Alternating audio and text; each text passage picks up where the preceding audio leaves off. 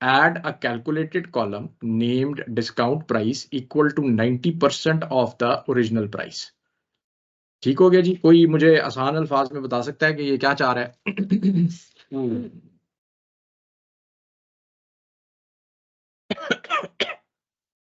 Calculated column discount price के नाम का ऐड करना है, which will be based on the actual price, और उसका जो है 90% हमने वो कैलकुलेट करना है, क्योंकि कैलकुलेटेड कॉलम है, so we will find out कि उसका 90% क्या बनता है टू बिल्कुल ठीक, कैलकुलेटेड प्राइस का। ठीक है। तो अगर मैंने डिस्काउंट प्राइस कैलकुलेट करनी है जैसे आप फरमा रहे हैं इसमें यहाँ पे जो लिखा हुआ है उसके हिसाब से, तो क्या फार्मूला होगा? अगर ओरिजिनल प्राइस मेरे पास है और मैंने डिस्काउंट प्राइस बतानी है स्टेटमेंट के हिसाब से, क्या फार्मूला बनेगा मैथमेटिकल? सो बेसिकली अगर हमने 90% कैलकुलेट करना है, सो जो हमारी है रिटेल प्राइस, उसको मल्टीप्लाई बाय 0.90 से जब हम उसको मल्टीप्लाई करेंगे तो हमारे पास उसका 90% आ जाएगा बेसिकली। बेहतरीन हो गया जी। बेहतरीन हो गया। आप कुछ और भी कहना चाह रहे हैं? नहीं, मैं बस असल में इस स्टेटमेंट से मुझे एक कंफ्यूजन ये हो रही थी कि जब हम ये बात कर रहे हैं कि हम ये 90% जो हम डिस्काउंट कैलकुलेट कर रहे हैं, क्या ये 90% ऑफ द प्राइस है क्या, या हम 90% तो हम कैलकुलेट कर रहे हैं बट एक्चुअली वो जो 10% बच रहा है वो डिस्काउंट है? नहीं नहीं नहीं, ये देखें, ये लिखा हुआ है add a calculated column name discount price, कॉमे से पहले उसका सिंपल सा मतलब ये है कि एक कॉलम बनाए जिसका नाम होगा डिस्काउंट प्राइस, ठीक है, नया कॉलम बनाए, और उसको उसने बताया equal to 90% of the original retail price. अब हमारे पास रिटेल प्राइस का कॉलम है, ओरिजिनल रिटेल प्राइस का, उसको हमने 90% यानी 0.9 से मल्टीप्लाई करना है, तो हमारे पास बेसिकली आ जाएगा। आपने जो चीज बताई है बिल्कुल ठीक बताई है, वैसे ही है जैसे आपने बताया।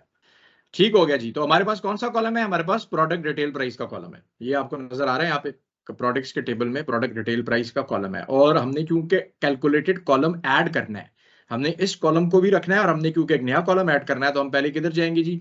ऐड कॉलम में जाएंगे। ठीक है, ये ऊपर हम ऐड कॉलम में चले गए, और ऐड कॉलम में अगर अब आप यहाँ पे देखें तो आपको एक ऑप्शन नजर आ रही है उल्टे हाथ से, अगर आप देखें लेफ्ट साइड से, तो यहाँ पे कस्टम कॉलम की एक ऑप्शन आ रही है।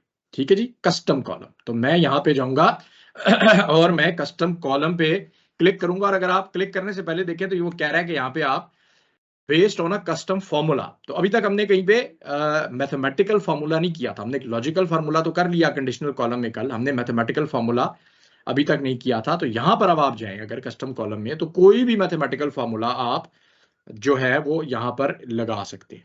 ठीक है, ये मैंने विंडो पे क्लिक, इसकी ऑप्शन पे क्लिक किया तो मेरे सामने एक ऑप्शन आ गई कस्टम कॉलम। अब मैं यहाँ पे क्या करूंगा जी? न्यू कॉलम नेम, तो कॉलम का नाम क्या है जी? डिस्काउंट प्राइस, यही है, डिस्काउंट अंडरस्कोर प्राइस। और अब यहां पे है discount price is equal to, ठीक है, तो इक्वल टू का मतलब क्या है? हमने रिटेल प्राइस को मल्टीप्लाई करना है 0.9 से। तो रिटेल प्राइस यहाँ पे मेरे पास कॉलम्स नजर आ रहे हैं। आप यहाँ पे दो तरीकों से कर सकते हैं, डबल क्लिक करके भी यहाँ पे ला सकते हैं, यहाँ पे सिलेक्ट करके इंसर्ट कर दें तो वहां से भी ला सकते हैं। प्रोडक्ट रिटेल प्राइस को डबल क्लिक करेंगे ऑटो पे आ जाएगा, नहीं तो उसको सिलेक्ट करके इंसर्ट करेंगे तो यही चीज हो जाएगी। अब यहाँ पे मैंने क्या करना है? मल्टीप्लाई 0.9, ठीक है। और यहाँ पे अगर इसकी इस फॉर्मूला जो इसकी ये विंडो है, इसकी एक अच्छी बात ये है कि अगर आप कहीं पे कोई लॉजिकल मिस्टेक कर रहे हैं, यानी कोई ऐसा काम कर रहे हैं कि जो कि अलाउड नहीं है, तो यहाँ पे ये नीचे आपको नजर आ रहा होगा ये चीज, यानी को आप सिंटैक्टिकली कोई चीज गलत कर रहे हैं तो यहाँ पे ये क्रॉस आ जाएगा, वो कहेगा कि भाई एरर आपका है। तो यहाँ पर अब क्योंकि ग्रीन से ये टिक आया है, तो उसका मतलब है कि मैंने फॉर्मूला बिल्कुल ठीक लिखा है, उसमें कोई सिंटैक्स की मिस्टेक नहीं है। तो यहाँ पे मैं जाके कर दूंगा ओके। तो जो ही मैं ओके करूंगा तो मेरे पास यहाँ पे कॉलम आ गया डिस्काउंट प्राइस का।